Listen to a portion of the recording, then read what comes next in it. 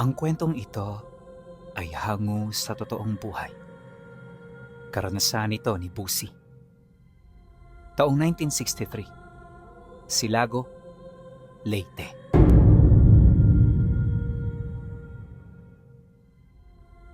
Noong mga panahong ito, nakatira sa isang liblib na baryo ng Silago ang pamilya ni Busi. Nasa edad 30 anyos na siya nito at kasalukuyan siyang naghahanap buhay bilang isang magsasaka. Malayo sila sa baryo, kaya yung mga anak niya, bihira lang kung makihalubilo sa ibang mga tao. At dahil bata pa ang mga ito, limitado pa at hawak niya ang halos lahat ng karapatan ng mga anak niya. Ayaw niya itong makipag-usap sa kung kani-kanino at higit sa lahat ay magtiwala. Para sa kanyang asawa, ang ganoong pag-uugali ay isang senyales na makitid ang kanyang pag-iisip, ngunit hindi niya yun pinagtutuunan ng pansin. Alam ni Busi kung ano ang kanyang ginagawa at alam niya kung ano makabubuti para sa kanyang mga anak. Dagdag pa niya na, walang ideya ang kanyang asawa sa kung ano ang mga bagay na pinagdaanan niya noong siya ay bata pa. Ilang beses na rin itong nagtanong ukol dito, pero lahat ng kanyang karanasan ay hindi na niya pinapaalam. Para sa kanya, mahirap itong ilahad, lalo't ang mga pangyayaring yon ay nagbigay ng pangungot sa kanyang kabataan. Kung di nyo kasi naitatanong, anak si Busi ng isang babaylan. Ang kanyang ina na si Perla ay isa sa mga babaylan na nakikipaglaban sa mga nilalang na nasa panig ng kaliwa. Sa buong buhay niya na nasa poder nito, di niya nakita ang nanay niya na magpahinga. Inaakala ng mga tao na nababaliw na yon dahil sa kanyang karunungan, ngunit saksi si Busi sa lahat ng nangyayari sa kanilang tahanan gabi-gabi. Marami siyang nakitang mga pangyayaring hindi katanggap-tanggap at yon ang humubog sa kanya upang maging isang bihilante. Magmula rin noong nawala ang kanyang ina, nagpasya siya na magpakalayo-layo sa kanilang lugar hanggang sa makarating siya ng Leyte. Batid niya na sa lugar na yon ay hindi na siya mahahanap ng kanyang mga kaaway at tuluyan na siyang makakapagbagong buhay. Kalaunan, ang sugat ng nakaraan ay dahan-dahan ang naghilom at nakalimutan. Ngunit gaano man kaabala si Busi sa buhay, ang lahat ng nakaraan ay hindi niya magawang matakpan. May mga pagkakataon na sinusumpong siya ng matinding takot na siya lang ang nakakaalam. At ito ang naging daan para maging mahigpit siya sa kanyang mga anak. At sa taong nabanggit pinuno, nasa 6 na ang kanyang supling.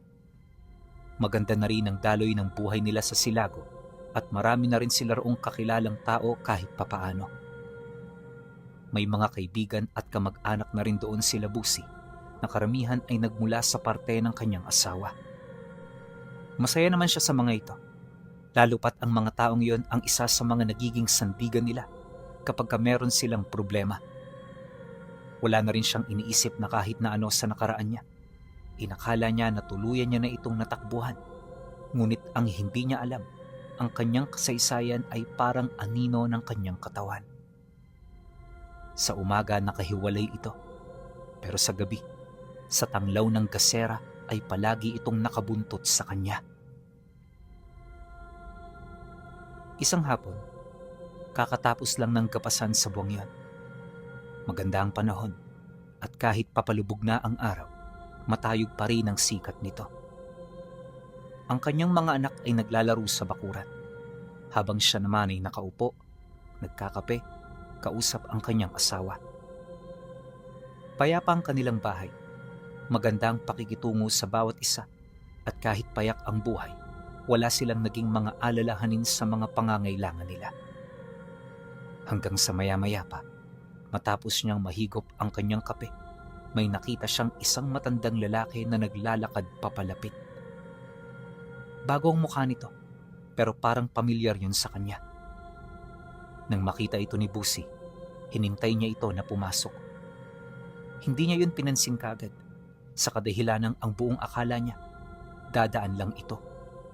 Ngunit pagpasok nito, kaagad siyang napatayo. Ang kanyang asawa ay inutusan na niyang pumasok sa loob, kasama ang mga anak nila. Nang marinig nito ang kanyang sinabi, di ito nag-alangan na sumunod hanggang sa marinig na niya ang pagsara ng bahay. At hindi nagtagal, tuluyan nang nakalapit ang matanda. Nang magkaharap sila, di siya kaagad nakapagsalita. Pilit niya itong inalala, gawa ng pakiramdam niya, nakita niya na yon kung saan. Hindi mo ba ako naaalala, pamangkin? Ako ito, ang tiyuhin mo, kapatid ng nanay mo. Hindi biro nilakbay ko para makarating dito, pero nagpapasalamat ako dahil natagpuan kita sa lugar na ito. Pamangkin, marahil ay punong-puno ka ng pagtataka.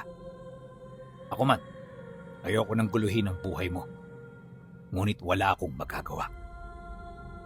Wika nito sa kanya. Kasabay ng pagbungad ng tiyuhin niya ng mga katagang yan, ay ang pagsisimula nito sa pagsisiwalat ng kanyang mga nalalaman. Ayon sa tiyuhin niya, nang mawala ang kanyang ina, hindi na nawala ang problema ng kanilang pamilya. Ang nanay niyang babaylan ang nagsisilbing haligi ng kanilang angkan, kaya nang mawala ito, dinagsana sila ng mga kalaban na naghihintay lamang na sila ay manghina. Marami sa mga kapatid nilang mangkukulam at mga mambabarang ang binawian ng buhay ng mga aswang, dala ng galit at paghihigante sa nanay niyang walang takot na nililipol ang mga may sala. Kahit ang mga kamag-anak nila noon ay nangingilag dito dahil alam nila na may pangil ang babaylan at hindi ito nasisindak sino man ang kanyang kaharap. Aminado rin ito na payapa sila noong yon ay nabubuhay pa. Pero ang rebuelta na dulot ng pagpapahirap nito sa ibang lahi ay malapit na silang balikan. At kamakailan lang, ang angkan nila ay sinimulan ng isa-isahin ng mga nilalang. Naunang nawala ang kanyang mga kapatid at sa kanilang 10, 4 na lamang ang natira. Kabilang siya sa mga ito at ang 3 niyang kuya na tumakas na ng sikihor. Ngunit kahit sila ay nakatawid na ng dagat, hindi pa rin masisiguro ang kanilang kaligtasan. Matindi ang galit ng mga nilalang sa kanila at nakahanda yung sumugal para lamang mapagbayad silang lahat. Dahil dito, kaya nagdesisyon ng tiyuhin niya na hanapin siya. Hindi para takutin, kundi para balaan. Ayaw kitang muling masangkot sa ganitong kaguluhan, pamangkin. Pero wala akong magagawa. Kailangan mo itong malaman sa ayaw at sa gusto mo, dahil ito ang makabubuti para sa iyo at sa iyong pamilya. Isipin mo na lang kung hindi mo ito alam. Ano sa akala mong mangyayari? Maaati mo ba na pumunta sila rito at ubusin ang pamilya mo sa harapan mo? Nang marinig ni Busi ang lahat ng iyon, ang kanyang pagsisimangot ay biglang nawala. Napalitan ito ng pag-aalala at pagkabahala para sa buhay ng kanyang mga anak at asawa. Makalipas pa ang ilang minutong pag-uusap, sumang-ayon si Busi sa balitang dala at payo ng tiyuhin niya. Kaya naman sa halip na itaboy ito, tinanggap niya yon sa bahay nila. Pagpasok nila sa loob, ipinakilala niya ito sa kanyang asawa at sa mga anak niya. Inabisuhan niya rin ito na mula sa araw na yon, mananatili ito sa kanilang bahay hanggat wala pa itong perang magagamit pabalik ng sikihor. Nang marinig naman yon ng asawa niya, hindi na rin ito nagreklamo pa. Sumapit ang gabi. Ang kanilang hapunan ay tahimik at seryoso. Hindi ito kagaya ng dati. Sa pagkakataong yon, ang hangin ay mabigat, balot ng problema ang loob ng bahay at mga katanungang hindi niya mawari kung saan nagmumula. Gusto niya itong sabihin sa tiyuhin niya pero kapag tinitingnan niya ito, may kung anong balakid ang bigla na lamang humaharang sa kanyang bibig. Kaya natapos na lamang ang hapunan, hindi sila nagkaroon ng maayos na pag-uusap. Kalahating oras pa ang lumipas. Nang nagpapahinga na ang kanyang mga anak, dito niya nakita ang tiyuhin niya na nakaupo sa terasa na nasa labas ng bahay nila. Tahimik nitong pinagmamasdan ng bakuran at ang malawak na palayang kakaani pa lang. Nataon din noong bilog ang buwan, kaya maliwanag ang paligid. Ramdam din ang katahimikan sa kabuuang lugar at ang namumutawing kapayapaan. Kaya naman nang makita niya ito, dali-dali siyang lumabas at umupo sa tabi nito. Noong nasa Secure pa ako, Tio Magno, ganito rin ang tanawing nakikita ko kapag lumalabas kami ni Inay tuwing gabi para manguha ng halamang ginagamit niya sa panggagamot. Napakapayapa ng lugar natin noon, kaya ni minsan hindi ko naisip na darating tayo sa puntong ito. Yung mga kapatid ko hong nawala, Tio, nakita niyo ho ba sila sa huling hininga ng buhay nila? Oo, Busi. Nasaksihan namin ang pagkawala nila. Isang grupo ng mga anayo ang pumaslang sa kanila. Matagal nang may galit sa nanay mo ang mga anayo. Kaya nung mawala ito, nagsimula na silang maging maligalig at mapagmasid. Sakto lang ang pag-alis mo nung mangyari ang unang salakay nila. Dahil sa sinabi nito, bigla naman siyang natigilan sa kanyang kinaroroonan. Kilala niyang mga anayo pinuno, at ang mga nilalang na yon ay alam niyang walang awa sa mga tao. Kabilang din ito sa isang natatanging lahi ng mga aswang na may kakayahang gumaya ng wangis ng kahit na anong hayop. Kasing lakas ito ng mga gabunan at kagaya ng mga mambabarang, may kapangyarihan din ito sa mga insekto.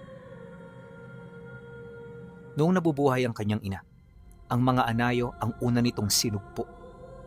Pinatay ng nanay niya ang halos kalahati ng lahing yon hanggang sa hindi na ito nagparamdam sa kanilang lugar.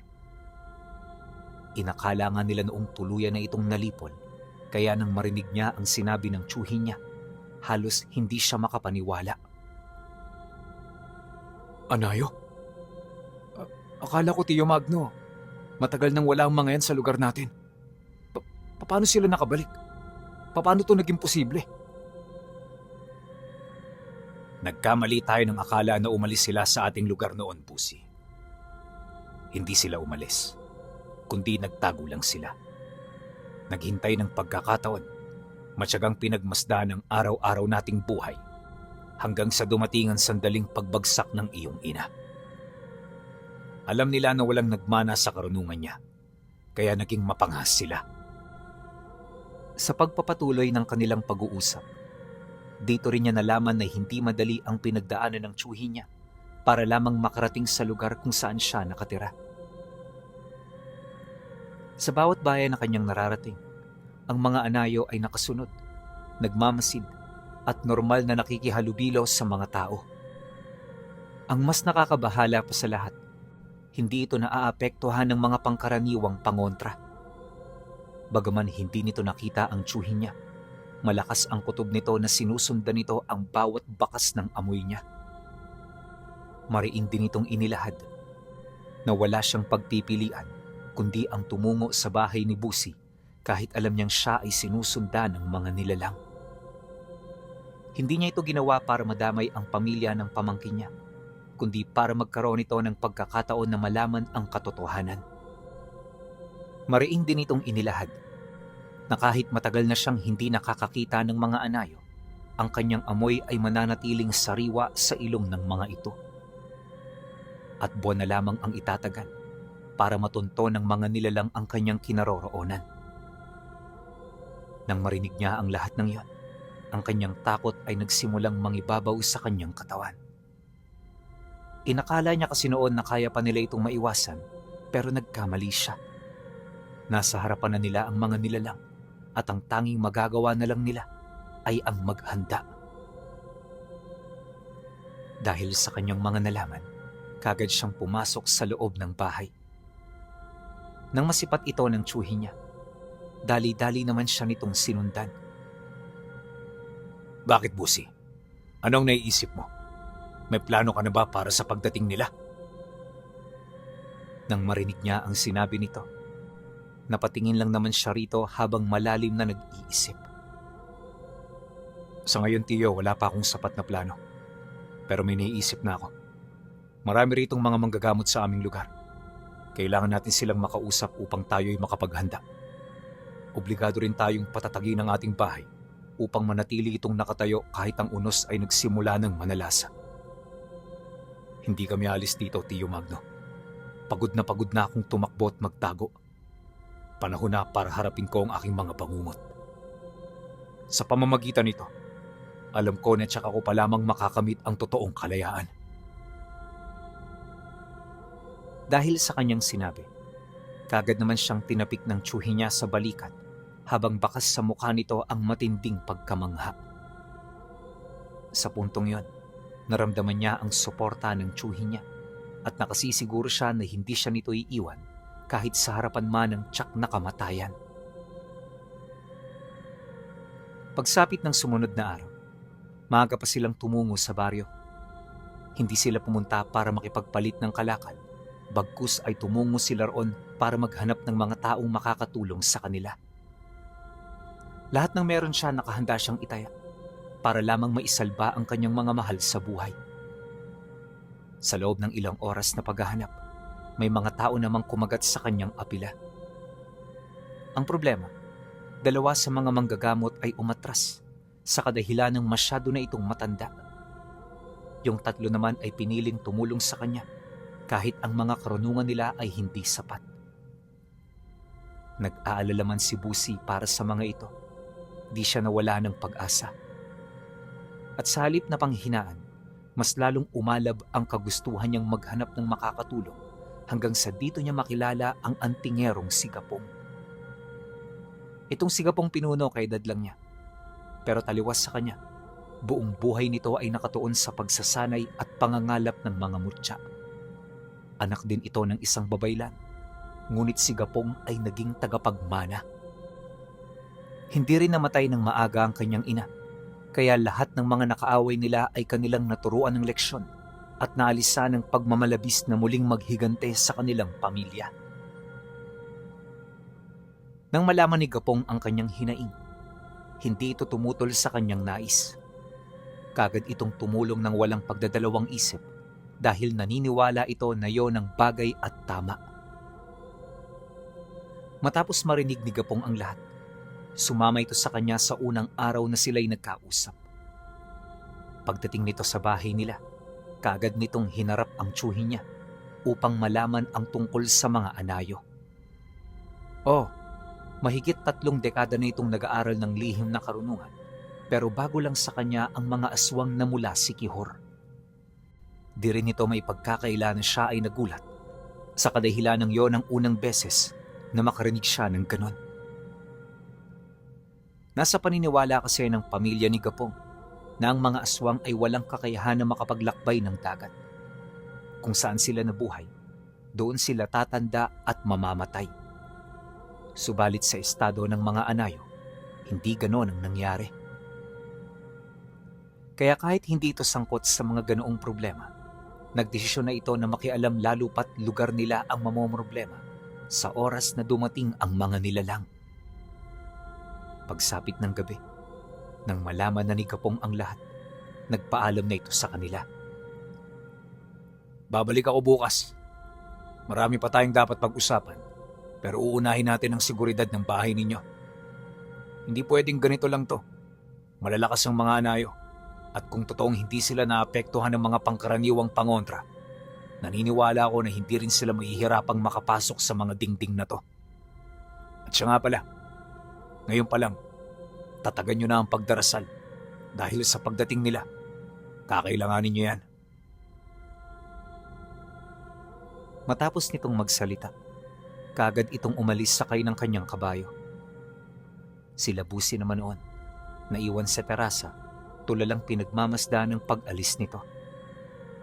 At dahil sa mga sinabi ni Gapong, halos hindi na sila nakakapag-usap ng tiyuhi niya. Kinabukasan, maaga pang dumating ang mga albularyo. Tumulong ito sa pagpapatatag ng espiritual na depensa ng kanilang bahay, habang si Gapong naman at ang tiyuhi niya ay abala sa pagpapanday. Kinahapunan, nang tapos na ang mga albularyo, umalis na ang mga ito, kaya nakatulong na siya sa 2. Paglapit niya sa tiyuhi niya at sa antingero, napansin niya si Gapong na kanina pang nakatingin sa kanya. Busi, kaibigan, yung mga albularyong yun, mas maganda pang patigilin mo na sila sa kanilang mga ginagawa. Wala rin namang silbi ang mga pagdarasal nila. Ang gawin nila kamo, tumulong dito sa atin. Kailangan natin itong mapadali dahil nararamdaman ko na unti-unti nang lumalapit sa ating lugar ang masamang hangin. Pagkasambit nito ng mga katagang yon, hindi siya nakasagot. Gusto niya magdahilan sa antingero, pero di niya makitaan ng butas ang mga sinasabi nito. Alam niya na yon ay totoo, at kung hindi niya yon susundin, para na rin niyang pinabayaan ang kanyang pamilya. Kaya sa pagsapit ng sumunod na araw, ang mga manggagamot ay pinatigil na niya.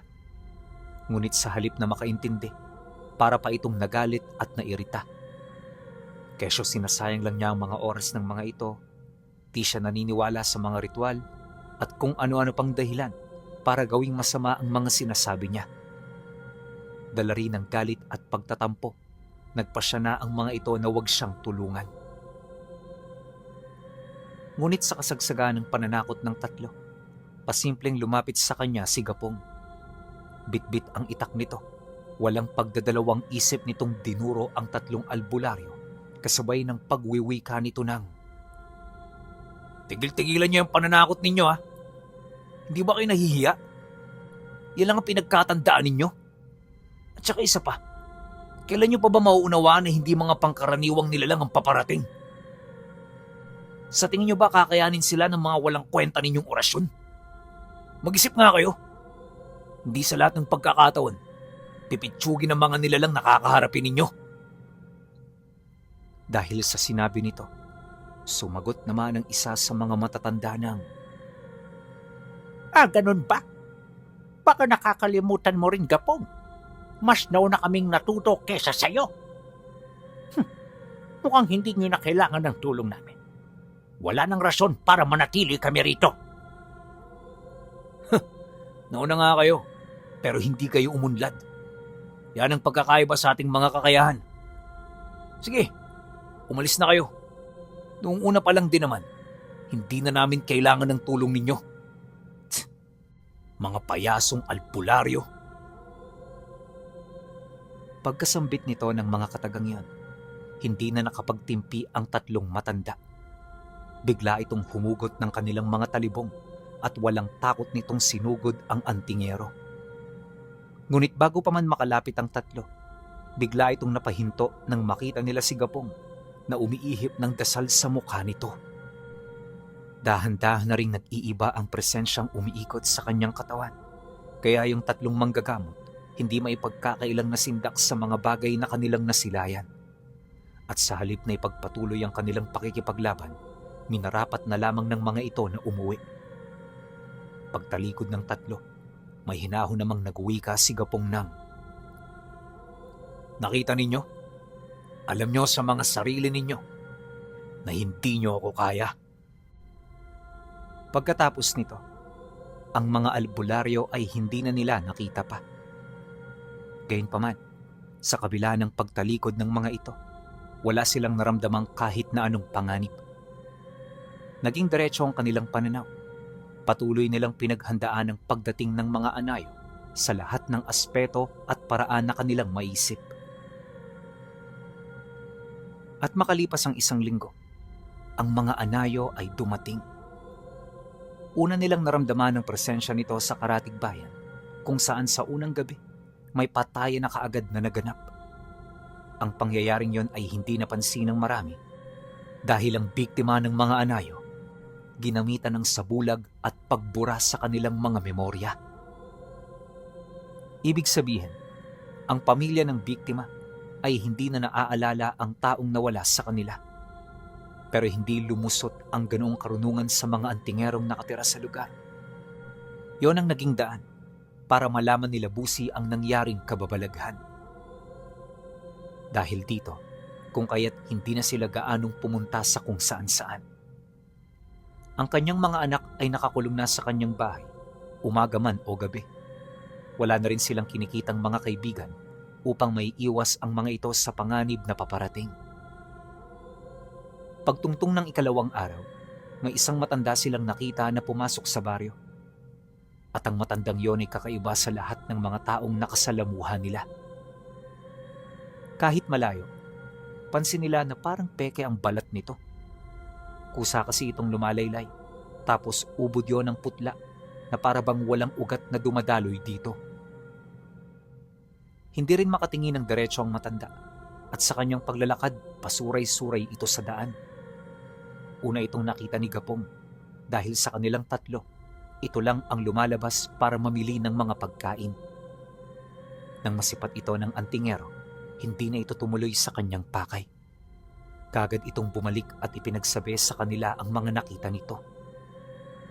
Matapos nun, hindi na yun lumabas. Nanatili ito sa loob ng bakuran para hintayin ang mga nilalang. Inaasahan nito na darating ang mga anayo sa pagsapit ng gabi, kung saan ang mga ordinaryong tao ay nagpapahinga na. Pagtungtong ng 5:00, nagsunog na ito ng mga balat ng nyog. Maraming siga itong ginawa papaikot ng bahay, kaya yung usok ay halos bumalot na sa kabuuan ng silid. Hirap na hirap huminga ang kanyang mga anak, pero hindi ito nagtangka na lumabas. Nang lumubog na ang araw, ang hangin ay nagsimula ng umihip ng malakas. Ito ang pumawi sa kanilang kalbaryo na dulot ng makapal na usok ng balat ng nyog. At nang mawala na ito, doon nila nakita ang dalawang matanda na naglalakad sa gitna ng kahoy ng palayan na nagapas na. Noong una marahan lang nitong tinatahak ang daan, ngunit habang tumatagal tila bang bumibilis ang dalawa. Nang masipat yon ni Busi, pinagmasdan niya yon ng maigi hanggang sa dito niya na napansin ang pagbaluktot ng mga kamay at binti nito na para bang nabali.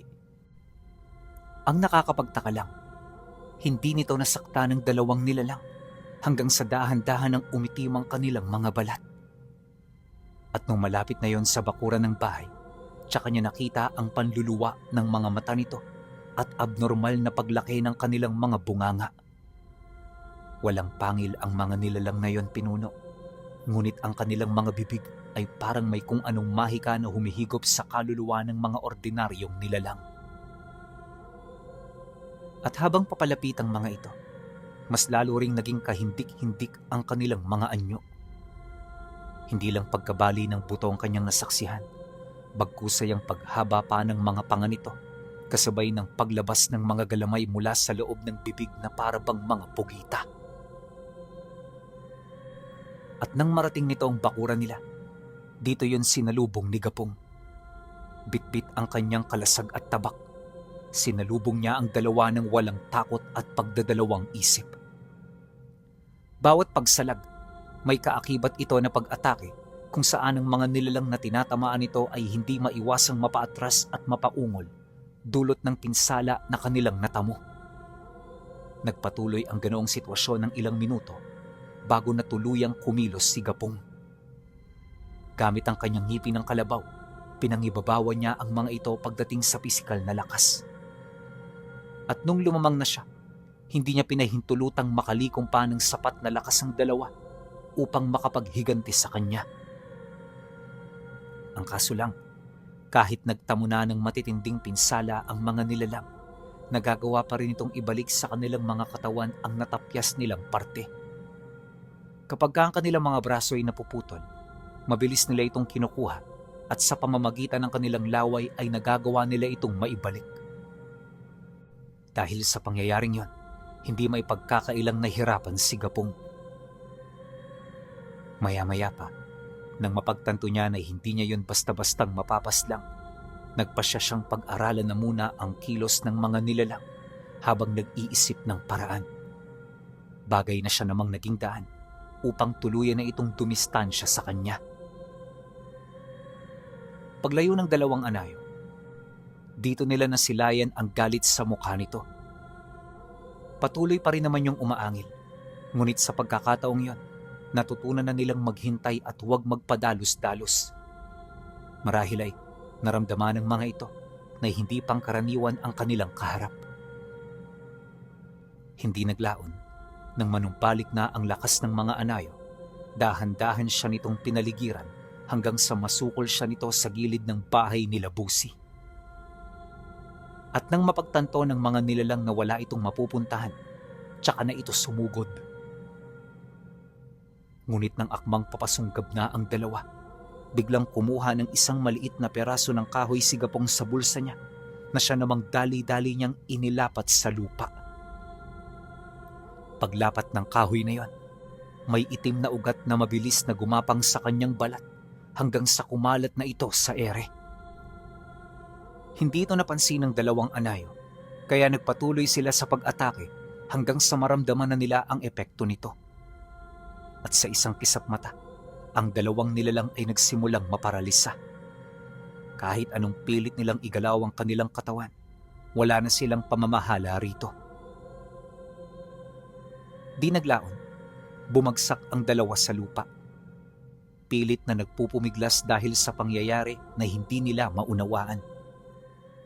Ginawa na nila ang lahat, ngunit sa bandang huli, nanatili sila sa ganoong estado hanggang sa tanging pag-ungol na lang ang kaya nilang gawin. Nang masipat ito ni Busi at ng tsuhin niya, di na sila nagdalawang isip na lumabas. Nakita kasi nila na labis nang nahihirapan ang antingerong kasama nila, kaya ang unang pumasok sa isip nila ay tulungan ito. Paglapit nila rito, kaagad nila itong hinila papalayo at doon nila nakita ng malapitan ang makapal na purong aninong bumibigkis sa braso nito. Hindi nila mawari kung ano ang nangyayari sa katawan ng kasama nila, pero malakas ang kutob nila na ang bagay na yon ay humihigop sa lakas ni Gapong. Maya-maya pa, nang maipasok na nila ito sa loob ng bahay, dito na ito nagsimulang magsisisigaw dulot ng sakit na kanyang nararamdaman. Sinubukan nila itong patahimikin gamit ang busal, pero hindi ito sapat. At habang pinangingibabawan nila ang lakas nito, mas lalo lang itong gumagamit ng puwersa hanggang sa paunti-unti ang itim na sugat sa braso niya ay dahan-dahan ng kumakalat. Akala nila kung ano na ang mangyayari rito. Mabuti na lang talaga na agapan nila ito. Ilang minuto pa ang lumipas. Gamit ang sariling abilidad, si Gapong ay bumalik sa normal nitong estado. At nung kumalma na ang hapdi ng katawan niya, pilit siyang umupo habang hawak-hawak pa rin ang kanyang braso. Huwag kayong mag-alala. Ang nakikita nyo ngayon ay rebuelta ng aral na ginamit ko. Wika nito sa kanila. Ngunit nang tanungin nila ito ukol dito, hindi na yun sumagot pa. Yun bang parang umiiwas ito? Kaya naman sa halip na mangulit, pinili na lamang nilang yon ay tulungan. Hindi naglaon nang maging normal na ang pakiramdam ni Gapong, tsaka ito tumayo kasabay ng marahan itong paglakad patungo sa siwang ng pinto. Pagdungaw nito sa labas, at nung makita na nitong wala na ang mga nilalang, tsaka pa lamang ito napabuntong hininga habang nagwiwika ng, pansamantala lang ang kanilang pagkawala. Kaya huwag kayong mapanatag. Sa susunod na gabi, dahil sa nangyari ngayon, babalik sila ng mas malakas. Ramdam ko na hindi papayag ang mga ito nang hindi nalalamangan ng ating puwersa. Pero hindi tayo babagsak ng walang kalaban-laban. Ngayong alam ko na ang kahinaan nila, amanos na ang laban. Pagkasambit nito ng mga katagang yon, dahan-dahan itong hinugot sa kanyang bulsa ang isang maliit na tipak ng kahoy na kasing kulay ng uling. Kung titingnan, para itong sinunog at inalis sa apoy nang magsimula na itong magbaga. Wala namang kakaiba sa kahoy na yon, pinuno. Pero nang magsimula ng magsalita si Gapong, dito na sila nakaramdam ng hiwaga. Ayon dito, ang kahoy na kanilang nakikita ay puso ng isang makapangyarihang engkanto na nagsimula sa lahi ng mga sarum-sarum. Madalas itong lumabas sa mundo ng mga tao para makipagsalamuha, pero ang matataas na uri nila ay nananatili sa mundo ng mga engkanto. Parang tao lang din ang itsura nito, pero isa yun sa kanilang abilidad para makapandaya. Mahilig ang mga sarum-sarum na gayahin ang mga nilalang nakaharap o nakikita nila, hindi para makibagay, kundi para dayain ang emosyon nito. Sa pamamagitan ng ganoong abilidad, mag-aalangan ng kahit na sino na umatake o gumawa ng paunang hakbang. At dahil dito kung kaya't mauunawaan nila ang abilidad ng kanilang kalaban bago pa man sila magkaharap. Para sa mga nilalang na yon, mahalaga ang ganoong abilidad sa kadahilanang matatansya nila ang lakas ng kalaban nila. Kilala rin ng mga ito na mauutak at hindi basta-bastang nakikipaglaban sa mga nilalang na alam nilang nasa ibang antas. Likas na matalino ang mga sarum-sarum, ngunit sila ang tipo ng mga engkanto na nahahanay sa panig ng kadiliman dahil sa abilidad nilang nakaugnay sa mga bathalang itim. Nabanggit din ni Gapong na matagal na niyang pinag-aaralan kung papaano makukuha ang bertud na yon. Bago niya yun gawin, alam na rin niya ang nakakapangilabot sa ganoong bertud at kung gaano kalakas ang mga rebuelta nito. Ngunit dahil sa abilidad na kaya nitong ipahiram, kung kaya't hindi siya nagdalawang isip. Alam niya sa kanyang sarili na darating ang panahon na gagamitin niya ang abilidad ng mga sarum-sarum. Matapos naman niya yung maipaliwanag, na natiling nakatitig si Busi sa bagay na hawak nito. Hindi niya kasi sukat akalain na ang bagay na yon ay nagtataglay ng ganoong kalakas na kapangyarihan. Pagkaraan ng ilang minutong pag-uusap, ibinalik na ni Gapong ang mutya kasabay ng pagwika nito sa kanila ng, Makakaya natin silang matalo kung tutulungan niyo ako. Malakas ang rebuelta ng mutyang ito. Kaya kapag naabot ko na ang limitasyon ko, kayo na ang bahala. Bukas, tuturuan ko rin kayo kung paano gamitin ang lakas nito na pwede kong ipahiram sa inyo. Ayoko tong gawin, ngunit mukhang kakailanganin natin to para malagpasan ang mga susunod na gabi. Pagkasambit nito ng mga katagang yan, kaagad na itong pumasok sa kanyang silid para matulog. Sila Busi naman, minabuti ng pumunta ng sala para magbantay buong magdamag. Umaga lang sila noon nakapagpahinga nang sa gayoy masiguro na ligtas ang tahanan nila. Pagtungtong ng madaling araw, nang mapagtanto nilang wala nang magpaparamdam, tsaka pa lamang sila tumungo sa kanilang silid para magpahinga. Ngunit di pa man nakakalipas ang kalahating oras, sapilitan na silang ginising ng antingero. Ang rason nito, marami silang gagawin at kabilang sa mga yon ay ang pag-aaral kung papaano nila magagamit ang hiram na abilidad sa mutya ng sarum-sarum. Mariin din itong inilahad na mas maganda na wala sa kondisyon ng mga katawan nila upang mas madali silang kapitan ng kapangyarihan nito. Dahil sa sinabi ni Gapong, kung kaya't wala silang nagawa kundi ang sumunod. Yung tiyuhin niya noon, irritable na dahil wala itong maayos na tulog. Inabot sila hanggang tanghali sa pag-aaral ng mga orasyon, kung saan may mga pagkakataon ditong nakakaidlip sila ng hindi nila namamalayan. Tandaan ninyo, hindi lang mga salita ang mga yan. Kailangan nyo silang basahin ng may respeto at pagmamahal upang kilalanin nila kayo. Mag-iingat din kayo sa pagbanggit ng mga kataga dahil isang maling sambit lang, posibleng ibang nila lang ang inyong matawag. Nang marinig ito ni Busi, bumalik na naman ang mga payo sa kanya noong buhay pa ang kanyang ina. Kagaya ni Gapong Pinuno, minsan na rin itong nabanggit ng nanay niya. At noon pa man, nag-iingat na talaga siya sa pagsambit ng mga buhay na kataga. Habang lumulubog ang araw sa ikatlong araw ng kanilang paghahanda, ramdam ni Busi ang matinding bigat sa kanyang talukap ng mata.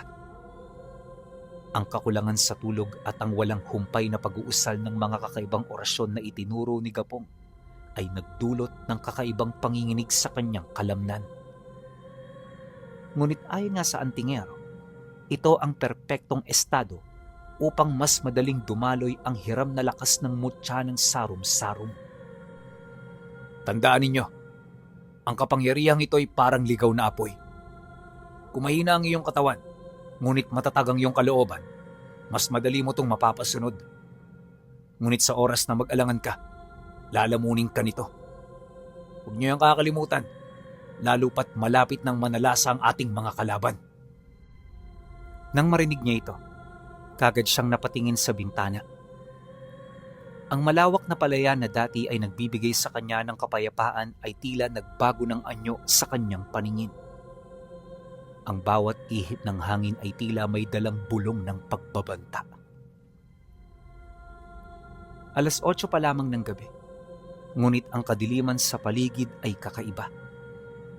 Walang tunog ng mga kuliglig at kahit mga aso sa malalayong kabahayan ay hindi kumakahol. Biglang nakaramdam si Busi ng malamig na hangin na pumasok sa siwang ng kanilang dingding. Sa pagkakataong ito, hindi lang 2 anayo ang naramdaman nila. Ayon kay Tio Magno na nakadungaw sa terasa, may 4 na anino ang dahan-dahang umuusbong mula sa gilid ng mga kakahuyan.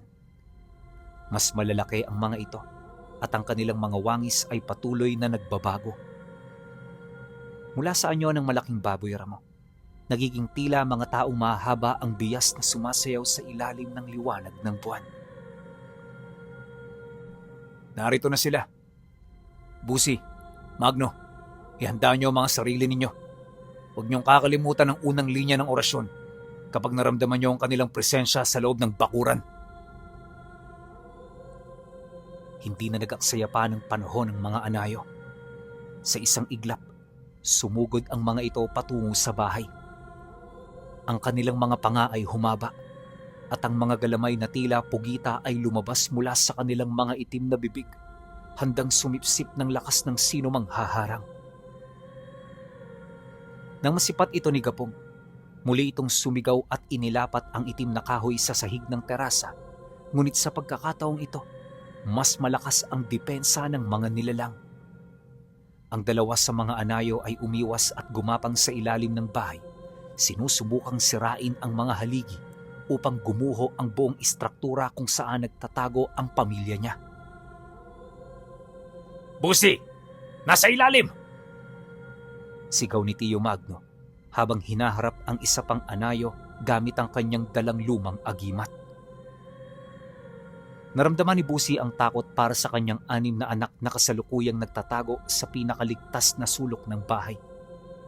Ang takot na yon ang nag-udyok sa kanya upang bigkasin ang mga katagang kanina pa niya inuulit-ulit sa kanyang isipan.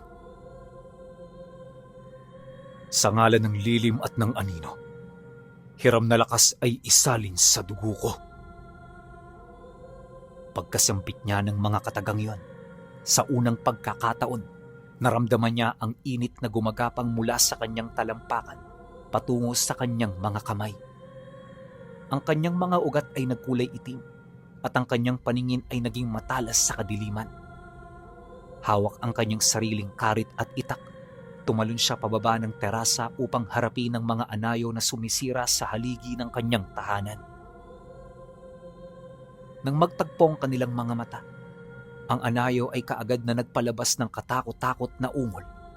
Ngunit si Busi ay hindi natakot.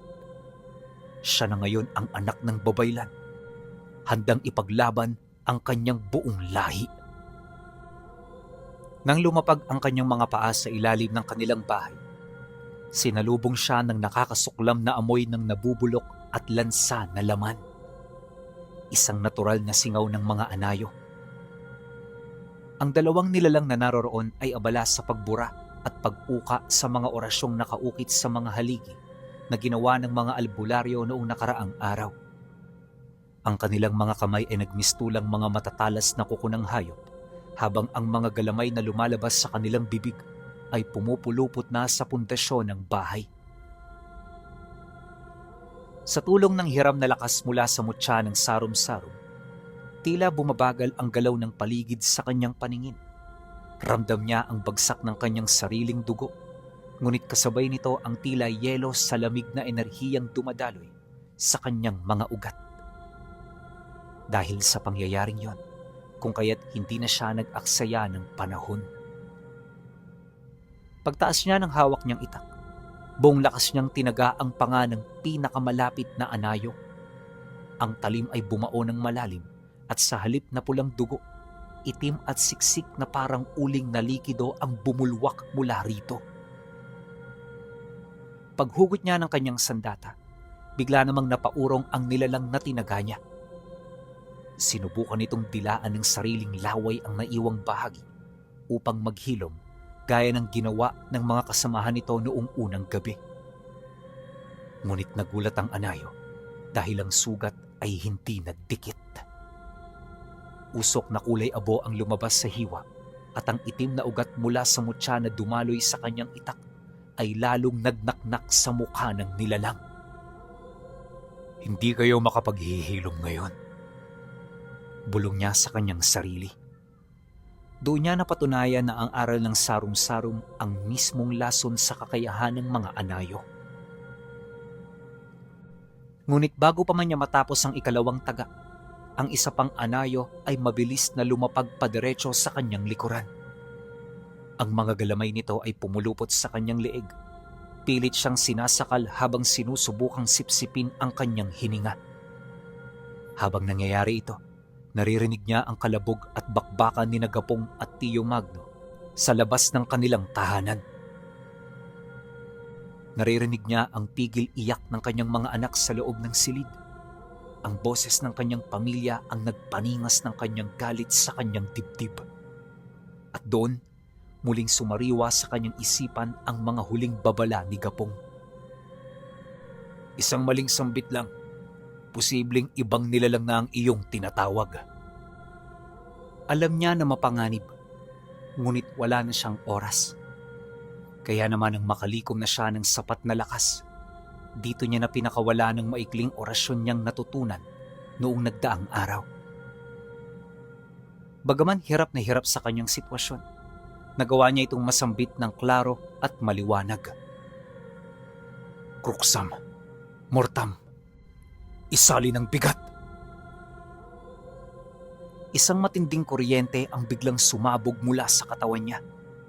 Ang itim na ugat sa kanyang braso ay lumaki at naging parang mga totoong baging ng kahoy na bumaon sa katawan ng nilalang na sumasakal sa kanya. Ang anayo ay nangisay. Ang lakas nito ay biglang hinigop ng rebuelta ng mutya. Ngunit ang naging kapalit ng pangyayaring yan ay ang sarili niyang katawan. Sumuka siya ng dugo, napaluhod sa lupa, habang ang dalawang anayo sa kanyang harapan ay tuluyan ng nanghina at naging mistulang mga tuyong uling na nagkapira-piraso dahil sa bagsik ng hiram niyang mutya. Habang pilit na tumatayo mula sa pagkakaluhod, narinig niya ang isang malakas na kalabog mula sa taas. Gumuho ang isang bahagi ng dingding sa sala. Paitaas siyang sumilip sa siwang at nakita niya si Tiyo Magno na nakahandusay, duguan ng balikat, habang si Gapong naman ay pilit na idinidikit ang nagbabagang itim na kahoy sa dibdib ng kalaban nitong anayo. Nang makita niya ang nilalang na yon, doon niya napagtanto na kakaiba ang lakas nito kumpara sa mga naunang kalaban nila. Batid din niya na hindi ito pangkaraniwan, gawa ng nakasisiguro siya na hindi basta-bastang matatalo si Gapong, gayon din ang kanyang tiyuhin na nagsanay. Matapos niya itong masilayan, halos naramdaman na rin niya ang pagkaubos ng kanyang lakas. Batid niya na wala siyang kakayahan para kumilos, kaya minabuti niya na manatili kung saan man siya naroon. Sa mga sandaling yun pinuno, isang bagay lang ang ipinagdarasal ni Busi, at yun ay sana'y nasa ligtas ang kanyang asawa at mga anak. Maya-maya pa, biglang hinatak ng nilalang ang tiyuhin niya na nag-aagaw buhay. Sinubukan itong pigilan ni Gapong pero wala na itong lakas para kumilos. Nang makuha ng nilalang na yon ang katawan ng kanyang tiyuhin, bigla itong umatras. Kasabay ng dahan-dahang paggaya nito ng anyo nila. At nang maisakatuparan na ito ng nilalang, nagwika ito gamit ang dialekto nila. Ito ang kabayaran para sa gabing ito. Sa mga susunod na gabi, babalik kami para muling maningil. Magpalakas kayo, sapagkat natutuwa kami sa mga taong may kapasidad na lumaban sa aming lahi. Pagkatapos nitong magsalita, naglaho ito na parang bula. Iniwan sila ng mga nilalang na parabang kaya silang patayin ito anumang oras.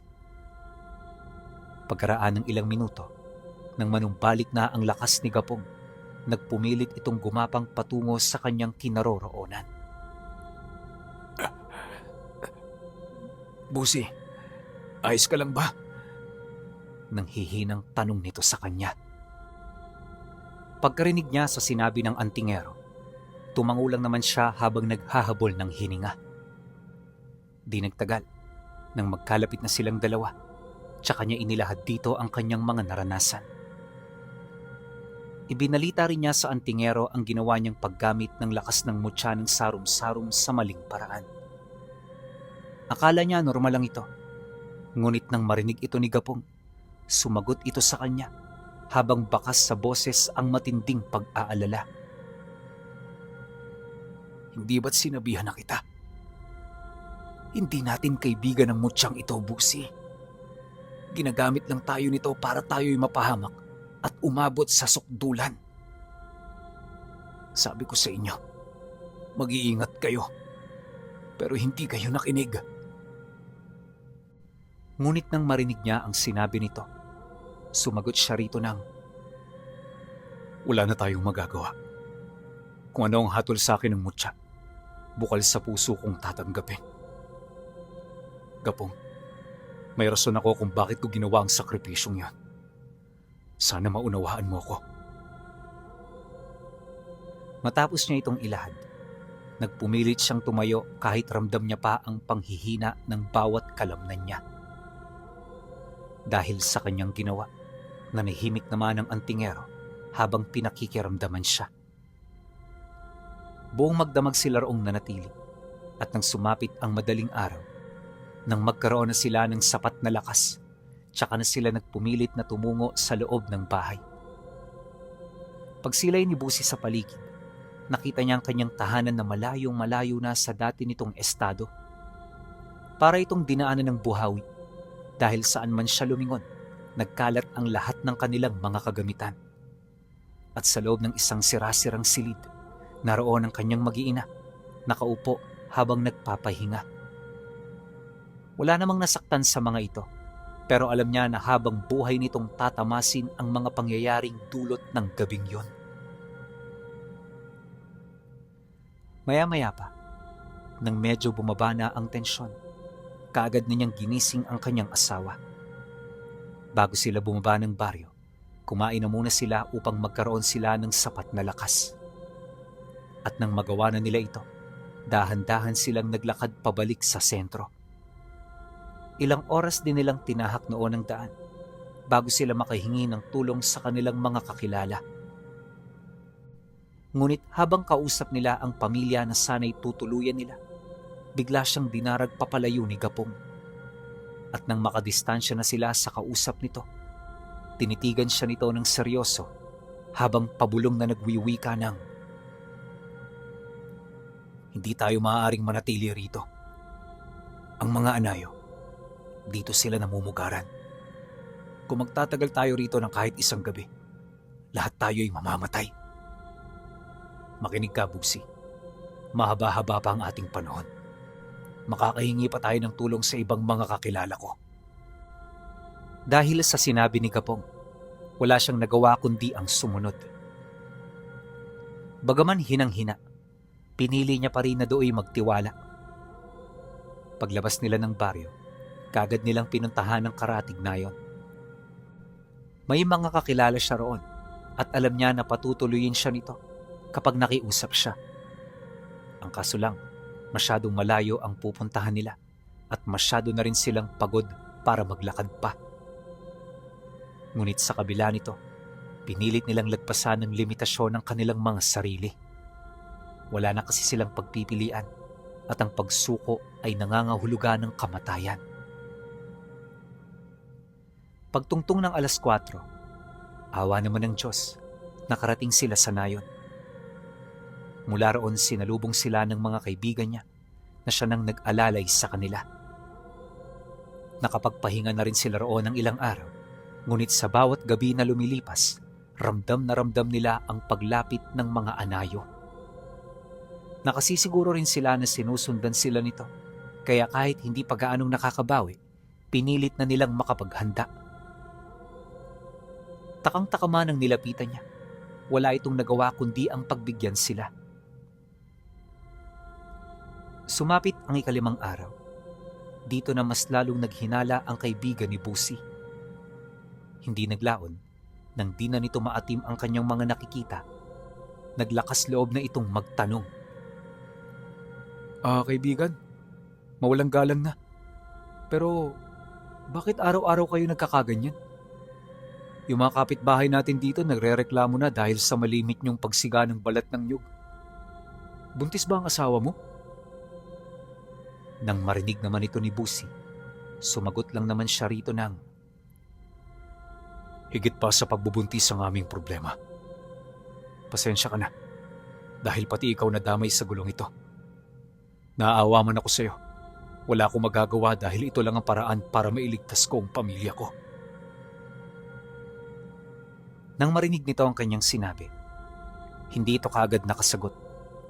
At sa estado ng lalaking yon, parang naguguluhan ito sa kanyang mga sinasabi. Maya-maya pa, umalis na lang ito upang hindi na humaba pa ang pag-uusap nila. Di naman yun pinigilan ni Busi, lalo pat marami pa silang gagawin. Base sa estima ni Gapong, meron pa sila noong 3 araw bago matunton. Gagamitin sana nila ang 3 araw para muling tumakas, pero nagkamali ito ng estima. Ninaliit nila ang kakayahan ng mga anayo at yon ang naging malaki nilang pagkakamali. Pagsapit ng gabi, kung saan ang kabuuan ng nayon ay tahimik, biglang bumuhos ang malakas na ulan. Sinabayan ito ng kulog at kidlat na parabang ang langit ay umiiyak. Magkakalahating oras na ang lumipas pero wala pa ring senyales na titigil ang ulan. Ang bahay ng kaibigan niya ay tumutulo na, kaya naman di na sila nakapagpahinga. Pero habang nagsasalok ng tubig ulan, isang malakas na atungal ang kanilang narinig. Hindi ito atungal ng isang ordinaryong hayop, kundi atungal ito ng nilalang na pamilyar sa kanila, ang mga anayo. Dahil dito, kaya kagad na kinuha ni Gapong ang kanyang itak. Iniabot din ito kay Busi ang lumang talibong ng kaibigan nito para makapaghanda sa paparating na gulo. Sa loob ng ilang minutong pagmamasid, ramdam na ramdam nila ang pagbabaga ng mga anyo mula sa tuktok ng isang bundok. Napakabilis ng mga ito, animoy mga gumugulong na bato.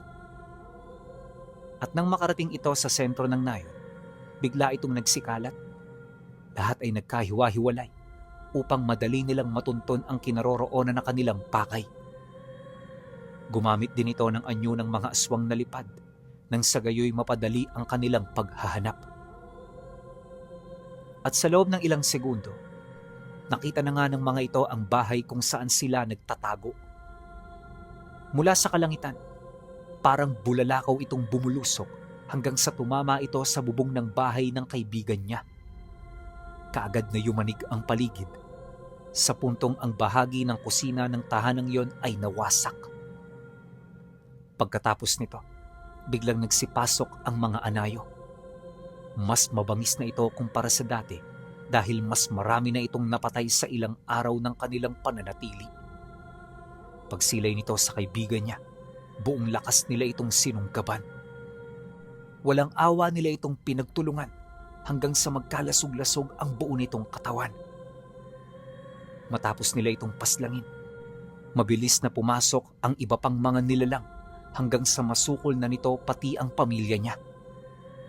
Napakabilis ng mga pangyayari noon, pinuno, sa puntong maging si Busi ay wala nang nagawa. Nang makita niya ang labi ng kanyang anak na wala ng buhay, doon na siya tuluyang nawala sa kanyang sarili. Sumugod na lang siya noon ng hindi nag-iisip, na para bang gusto na rin niyang sumunod sa anak niya. Sinubukan siyang pigilan ni Gapong, ngunit huli na ang lahat. Bago pa man siya malapitan ng anak ng babaylan, Tumarak na sa kanyang tagiliran at dibdib ang matatalas na kamay ng mga anayo. 4 na anayo ang nagtulong-tulong sa kanya para lamang mapaslang siya. At nung magawa na nila ito, kagad siya nitong dinarag patungo sa karimlan. Matapos ang pangyayaring yon, hindi na nakita pa ni Gapong si Busi. Masakit ito para sa kanya, ngunit batid niya na kinakailangan niya itong tanggapin. Dahil sa pangyayari, itinaw niya ang kanyang atensyon sa pagligtas ng mga mahal nito sa buhay. Ang kaso lang, sa sobrang dami ng mga anayo, hindi rin niya ito nagawa. Mabilis na napaligiran ng mga nilalang ang mag-ina, kaya naman sa bandang huli, napilitan na si Gapong na tumakas ng mag-isa. Akala niya ligtas na siya dahil may pain na naiwan sa bahay na yun. Pero pagdating niya sa patag, dito niya nakita ang isang matandang babae na may mabigat na presensya. Walang duda na anayo ito, subalit sa estado at kakayahan, mukhang ito ang pinuno. Naubos na namin ang lahat ng anak ng tampalasang babaylan. Ngunit kahit wala na sila, kailangan mo pa rin mamatay dahil ikaw ang taong nagpahirap sa mga anak ko. Pagkasambit nito ng mga katagang yon, alam ni Gapong na hindi ito titigil hanggat hindi siya nito napapaslang. Maya-maya pa, nang mapansin niya na napapaligiran na siya, iisang bagay na lamang ang naisip niya. At yon ay walang iba, kundi ang pagsira sa mutya ng sarum-sarum. Sa pamamagitan nito, mapapalabas niya ang totoong lakas ng mutya, pero ang magiging kapalit ay ang sarili niyang katawan. Di na rin kasi siya umaasa na makakaligtas siya, at ang tanging nasa isip lang niya noon, hindi siya babagsak nang hindi niya ito kasama. Kaya naman pagkasambit niya ng mga usan, kasabay niyang dinurog ang mutya, hanggang sa ang anino nito ay kumalat na sa paligid. At sa isang kisap mata, isang nakakabulag na liwanag ang sumaklaw sa kanilang lahat. Mabilis siya noong nawala ng malay, kaya hindi niya na nasaksihan ang mga sumunod na pangyayari. Ngunit paggising niya, nakita niya ang bakas ng mga labi ng anayo. Bagamat nakatayo, naagnas na ang mga ito. Ang rebuelta namang naiwan sa kanya ng mutya ay ang pagkaputol ng kanyang 2 kamay at ang pagkasira ng kanyang mga laman loob. Magmula noong gabing yan, inabot na lamang ng 2 taon si Gapong para mabuhay. Ngunit kahit maiksing panahon na lamang ang ginugol niya, gabi-gabi pa rin niyang napapanaginipan si Busi at ang minsan niyang tinangan na sarum-sarum ang mutya ng puso ng engkanto.